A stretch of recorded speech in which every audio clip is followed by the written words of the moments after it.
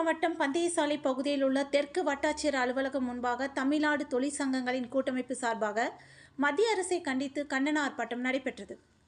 கோவை மாவட்டம் பந்தயசாலை பகுதியில் உள்ள தெற்கு வட்டாட்சியர் அலுவலகத்தின் முன்பாக தமிழ்நாடு தொழிற்சங்கங்களின் கூட்டமைப்பு சார்பாக கண்டன ஆர்ப்பாட்டம் நடைபெற்றது.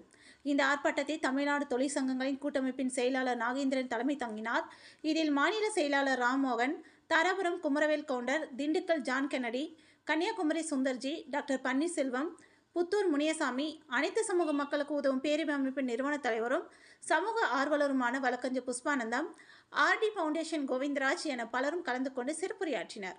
இந்த ஆர்ப்பாட்டத்தின் வாயிலாக தமிழகம் முழுவதும் பல தொழிற்சாலைகள் மூடப்பட்டுள்ளதால் ஆலை தொழிலாளர்கள் வேலை இழப்பு அதிகரித்து வருகின்றது எனவும், தொழிலாளர் நலன் பெரிதும் பாதிக்கப்படுகின்றதால் இதனால் சமூக பொருளாதார பிரச்சனைகள் ஏற்படுகிறது எனவும், தேசிய பஞ்சாலைக்கழக மில்கள் நாடு முழுவதும் மூடப்பட்டதால் பல்லாயிரக்கணக்கான தொழிலாளர்கள் வேலை இழந்து பொருளாதார நெருக்கடியில் அல்லல்படுகிறார்கள் என்பது போன்ற பல்வேறு கோரிக்கைகளை மத்திய அரசுக்கு எதிராக முன்வைத்து கண்டன ஆர்ப்பாட்டத்தில் ஈடுபட்டனர் என்பது குறிப்பிடத்தக்கது.